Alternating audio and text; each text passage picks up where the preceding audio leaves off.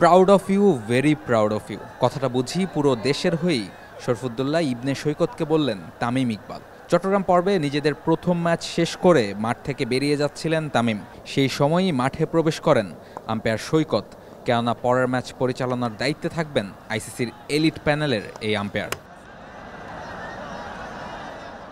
আর সৈকতের ওপর গর্ব করার কারণ তামিম যেমন খুঁজে পান তেমনি খুঁজে পায় বাংলাদেশের ক্রিকেট ভক্তরাও। কিছুদিন আগেই সিডনিতে অস্ট্রেলিয়া ও ইন্ডিয়ার মধ্যকার টেস্ট ম্যাচে আম্পায়ারিং করে এসেছেন তিনি। সেখানে তার কিছু সিদ্ধান্ত নিয়ে আলোচনা হয়েছে বেশ। অনফিল্ড আম্পায়ারিং করে প্রশংসায় ভেসেছেন বাংলাদেশের সৈকত।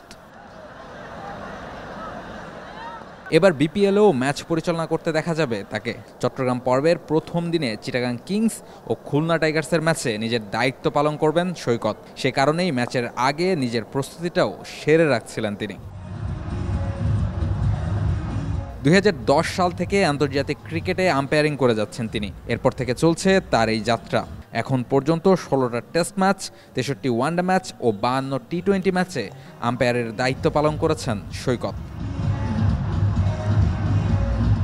গত বছর যুক্ত হয়েছেন আম্পায়ারদের আইসিসি এলিট প্যানেলেও।